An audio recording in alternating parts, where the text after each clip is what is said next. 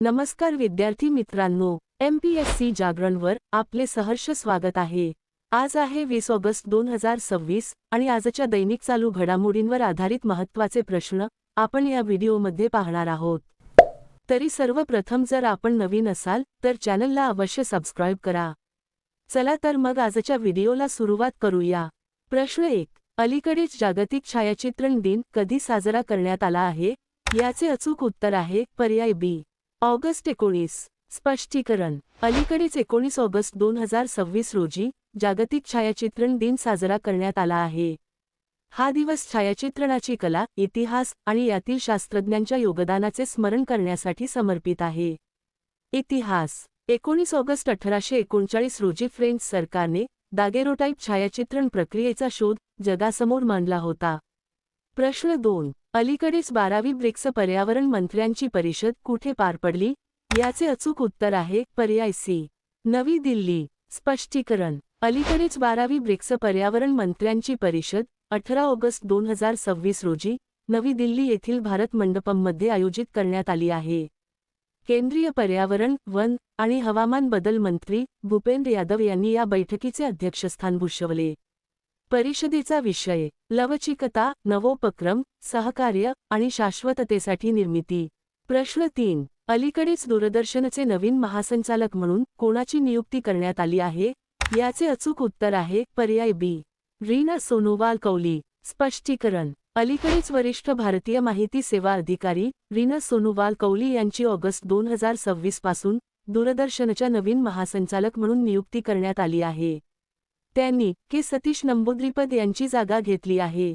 प्रश्न 4. अलीकडेच 16व्या hockey India junior महिला राष्ट्रीय अजिंक्यपद स्पर्धा 2026 चे आयोजन कुठे केले जात आहे? याचे अचूक उत्तर आहे पर्याय सी. पुणे. स्पष्टीकरण. पुण्यात आयोजित 16व्या हॉकी इंडिया ज्युनियर महिला राष्ट्रीय अजिंक्यपद स्पर्धा 2026च्या विभागाच्या सामन्यांमध्ये थरार शिगेला पोहोचला आहे। स्पर्धेच्या आणखी एका शानदार दिवशी hockey Chandigarh, hockey association of Odisha आणि हॉकी मध्य प्रदेश यांनी आपापल्या सामन्यांमध्ये उत्कृष्ट कामगिरी करत शानदार विजय नोंदवला आहे। प्रश्न 5. अलीकडेच हाकाइंडे हिचिलेमा यांची कोणत्या देशाचे अध्यक्ष म्हणून नियुक्ती करण्यात आली आहे? याचे अचूक उत्तर आहे पर्याय डी. झांबिया. स्पष्टीकरण. हाकाइंडे हिचिलेमा यांची अलीकडेच झांबिया देशाचे अध्यक्ष म्हणून दुसऱ्या 5 वर्षाच्या कालावधीसाठी पुन्हा निवड झाली आहे। निवडणूक आयोगाने जाहीर केलेल्या निकालात त्यांनी 61% अधिक मते मिळवली आहेत। आता पाहू इतर देशांतील महत्त्वाच्या नियुक्त्या। अबेलार्डो डे यांची कोलंबियाचे 36वे अध्यक्ष म्हणून नियुक्ती करण्यात आली। अँडी बर्नहॅम यांची युनायटेड किंगडमचे नवीन पंतप्रधान म्हणून निवड झाली।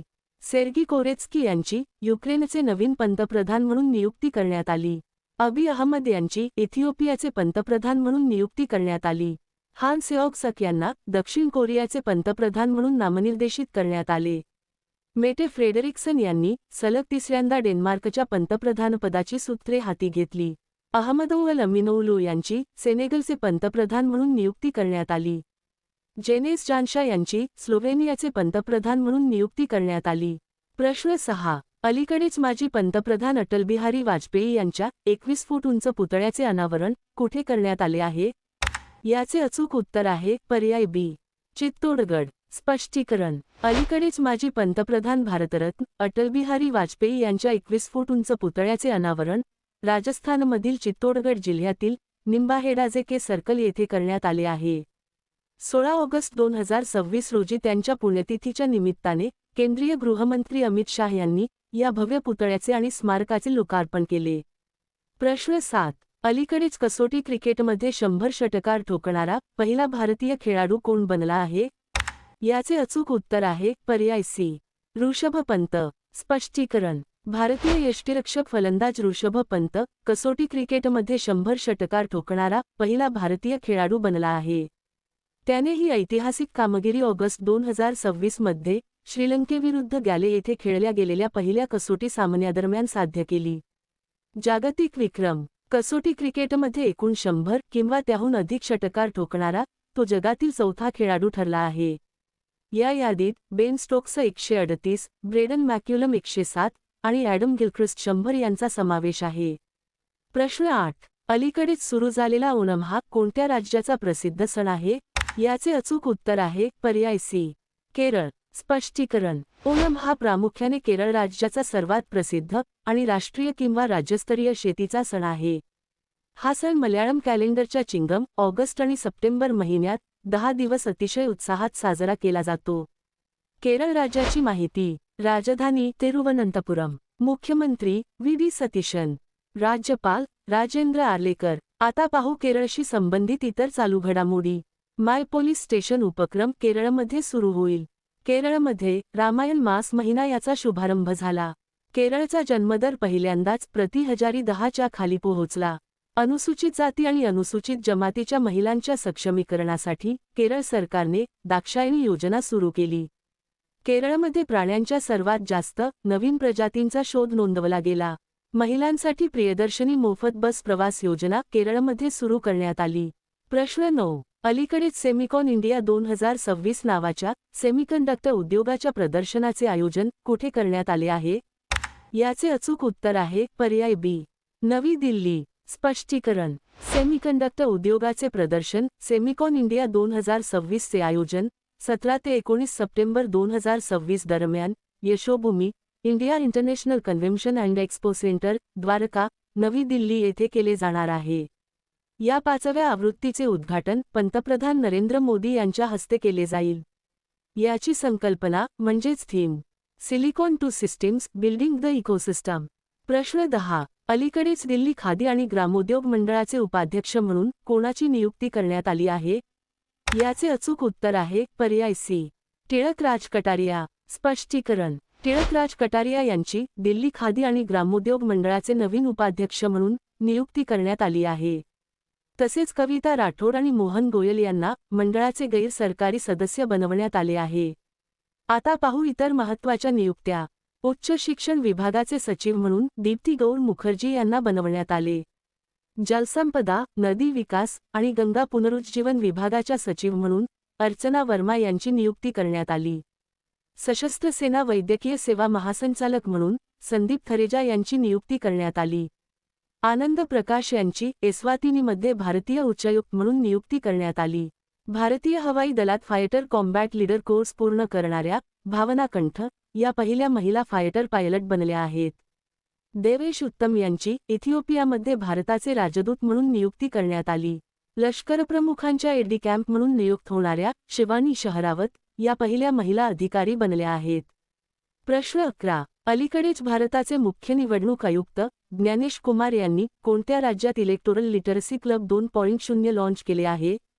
याचे अचूक उत्तर आहे पर्याय सी, बिहार. स्पष्टीकरण: मुख्य निवडणूक आयुक्त ज्ञानेश कुमार यांनी पाटणा येथे इलेक्टोरल लिटरसी क्लब 2.0 लॉन्च करतील. या उपक्रमचा मुख्य उद्देश मतदार साक्षरता, डिजिटल सहभाग आणि लोकशाहीत नागरिकांच्या अर्थपूर्ण सहभागाला नवीन गती देण्याच्या दिशेने एक महत्त्वाचे पाऊल म्हणून पाहिले जात आहे. बिहार राज्याची माहिती. राजधानी पाटणा. मुख्यमंत्री सम्राट चौधरी. राज्यपाल आरिफ मोहम्मद खान. आता पाहू बिहारशी संबंधित इतर चालू घडामोडी. इंग्रजी मुळाक्षरे सर्वात वेगाने 9.15 सेकंद लिहिण्याचा इंटरनॅशनल बुक ऑफ रेकॉर्ड्समधील विक्रम बिहारच्या रवी कुमार याने केला. विद्यार्थी आणि तरुणांना सायबर फसवणूक व महिला सुरक्षेच्या कायद्यांबद्दल शिक्षित करण्यासाठी बिहारमध्ये ऑपरेशन विधिपालक सुरू करण्यात आले.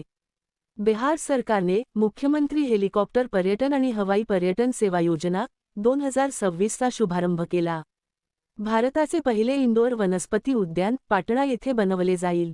बिहारमधील एका वडाच्या झाडाची जगातील सर्वात जुने अचूक गणना केलेले झाड म्हणून पुष्टी करण्यात आली आहे. प्रश्न 12. अलीकडेच कोणी लिहिलेल्या लोकप्रिय नेते व्यंकय्या नायडू, उदयगिरी ते उपराष्ट्रपती या पुस्तकाचे प्रकाशन झाले आहे? याचे अचूक उत्तर आहे पर्याय बी, आचार्य यार्लगड्डा लक्ष्मीप्रसाद. स्पष्टीकरण: लोकप्रिय नेते व्यंकय्या नायडू, उदयगिरी ते उपराष्ट्रपती हे पुस्तक माजी राज्यसभा खासदार आचार्य यार्लगड्डा लक्ष्मीप्रसाद यांनी लिहिले आहे. या पुस्तकाचे अलीकडेच नवी दिल्ली येथे प्रकाशन झाले आहे. हे पुस्तक भारताचे माजी उपराष्ट्रपती एम व्यंकय्या नायडू यांच्या प्रेरणादायी सार्वजनिक जीवन, संघर्ष आणि राष्ट्रसेवेच्या प्रवासावर आधारित आहे. आता पाहू इतर महत्त्वाचे पुस्तके. Memories on a platter my fusion cookbook हे पुस्तक रोहिणी राणा यांनी लिहिले. पंतप्रधान नरेंद्र मोदी यांनी माजी राष्ट्रपती रामनाथ कोविंद यांचे आत्मचरित्र triumph of the Indian republic my life my struggles launch केले. Fractured communities Adivasi histories and the politics of power या पुस्तकाचे लेखक उमर खालिद आहेत. Bringing the cheetah back to India नावाचे पुस्तक प्रशांत अग्रवाल यांनी लिहिले.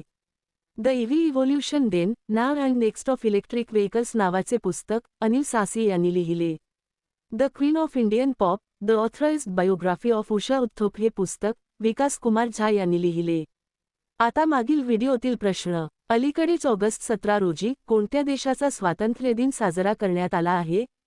याचे अचूक उत्तर आहे इंडोनेशिया. आता पाहू अतिशय महत्त्वाचे उजळणी प्रश्न. कर्नाटक सरकारने संध्या किरण कॅशलेस आरोग्य विमा संरक्षण लॉन्च केले. भारतातील पहिल्या आणि सर्वात खोल भू-औष्णिक विहिरींचे कामकाज लडाखमध्ये सुरू झाले. तेलंगणा सरकारने पोलीस हुतात्म्यांच्या कुटुंबांसाठी टीजी वीर पोर्टल लॉन्च केले. मानव हत्ती संघर्ष कमी करण्यासाठी उत्तराखंडने हत्तींना रेडिओ कॉलर घालण्याची योजना सुरू केली. सार्वजनिक डेटा सहज शोधण्यासाठी कर्नाटक सरकारने तथ्यकोश नावाचा प्लॅटफॉर्म लॉन्च केला. उदार शक्ती 2026 लष्करी सराव भारत आणि मलेशिया दरम्यान पार पडला. ग्लासगो येथे आयोजित 2026 राष्ट्रकुल क्रीडा स्पर्धेत पदक तालिकेत ऑस्ट्रेलिया अव्वल स्थानी राहिला. सारनाथ हे भारताचे 45वे जागतिक वारसा स्थळ बनले आहे. इगा स्विऑतेक हिने कॅनेडियन ओपन महिला एकेरीचे विजेतेपद जिंकले. भारताचा पहिला टेलिकॉम मॅन्युफॅक्चरिंग झोन ग्वालेर येथे स्थापन केला जाईल. वर्ल्ड ज्युनियर स्क्वॅश चॅम्पियनशिप 2026 चे विजेतेपद अनाहत सिंह हिने जिंकले आहे. भारत आणि चीन सीमा व्यापार नथुला खिंडीतून पुन्हा सुरू झाला. प्रतिष्ठित लोकमान्य टिळक राष्ट्रीय पुरस्कार अजित डोवाल यांना देण्यात आला. भारतीय भौतिकशास्त्रज्ञ दीपक धाळ यांनी 2026 चा डिराक मेडल जिंकला. पंजाबने नीती आयोगाच्या शाळा शिक्षण निर्देशांकात अव्वल स्थान पटकावले. मलाबार गोल्ड अँड डायमंड्सने महेंद्रसिंग धोनीला आपला ब्रँड अँबेसेडर बनवले. आता तुमच्यासाठी प्रश्न. अलीकडेच कोणत्या राज्य सरकारने डिजिटल ओळखीसाठी महाआयडी उपक्रम सुरू केला आहे? दिलेल्या पर्यायातून या प्रश्नाचे अचूक उत्तर कमेंट बॉक्समध्ये नक्की द्या. उद्या पुन्हा भेटू पुढील भागात. धन्यवाद.